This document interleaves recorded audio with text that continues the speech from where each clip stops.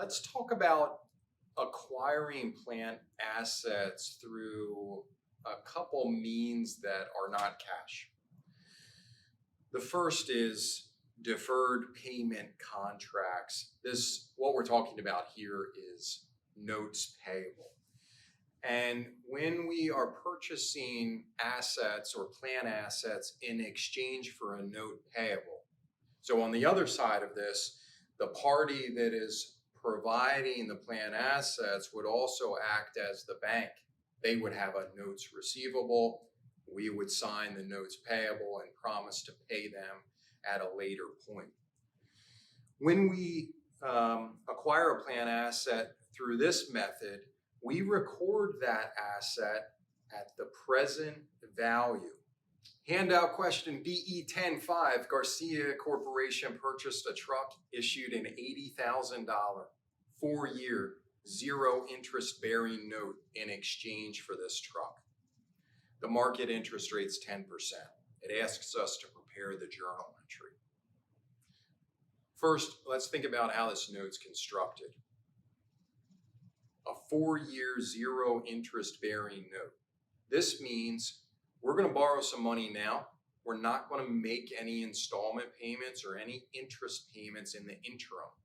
But at the end of 4 years, we're going to pay back what we received plus interest. That total is going to be $80,000. This notion of zero interest really relates to it's zero interest payments every year, but you wind up paying the lump or all of the interest at the end of the term. So first, let's think about what value to attach to this asset in the balance sheet. If we're going to pay this back at one time, it's not an annuity, it's 4 years from now, we will use the present value of one table at 4 years at 10%, and in the handout we see that that factor is 0.68301. So if we have this $80,000 truck and we want to state it at the present value using this 10% interest rate, this comes to $54,641. Let's make this journal entry. Credit. Notes payable, $80,000. This is the amount we will have to pay at the end of this term. We're acquiring this truck, and the entity that is providing the truck is also acting as the bank. They have a notes receivable, and it's due 4 years from now, $80,000. All right, let's think about the debits. So we're going to value this asset, this truck, at its present value of $54,641. What do we do with this difference? Initially, at the time of purchase, we call this a discount. It's a discounted notes payable. And this is $25,359. So we can stop now. We've answered the question that's asked. But I want to provide a couple more pieces of information so you have an idea of what we're talking about and how this works, especially this idea of a discount.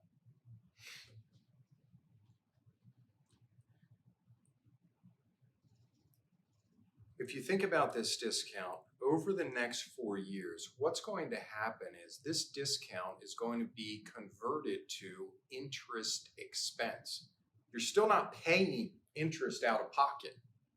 But think about this. You've had use of this money, right? We borrowed it. We're using it to buy this truck. In this case, we're using the truck. Therefore, this interest expense, although we're going to pay it 4 years from now, relates to this period. Hey, matching principle, right? Matching. We're going to match the expense that is incurred to generate revenue for this period. So as we proceed, we're going to take a portion of this discount and convert it into interest expense. I'm just going to show this on a straight line method because it's more intuitive. I'm going to take this $25,000, divide it by 4 years, and we'll record the interest expense for year 1. So here's what it would look like. 25,359 divided by 4 years is 6,384 and some change. The journal entry that we'll make is interest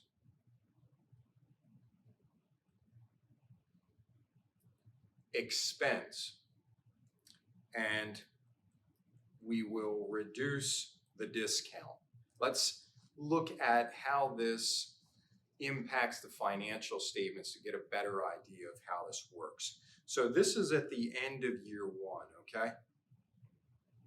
We know that interest expense would be on the income statement, reducing net income. Let's talk for a minute about this discount as it applies to the balance sheet, just so you can see how this works. The balance sheet, before we make this journal entry at the end of the year, right when we do this transaction, we sign this notes payable, we get the truck. What would this look like? Well, we'd have a note payable of $80,000.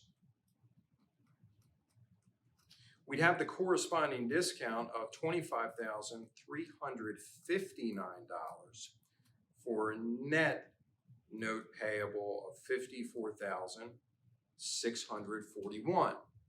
Now, each year, when we accrue interest expense, we're not paying it, remember, but when we make this journal entry, after we do it, what will this note payable look like in the balance sheet?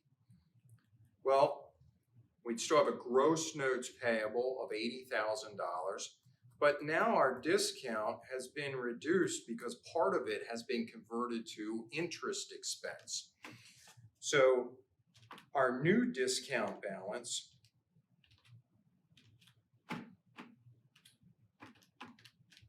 would be $18,975, making our net notes payable balance $61,025. Think about if we did this every year for the next 3 years. What would this look like? We'd have notes payable of $80,000. We'd have 0 discount. We would have recorded all of the interest expense in the proper period. And at that point, when we pay the note off, we would debit notes payable for $80,000 and finally credit cash for $80,000.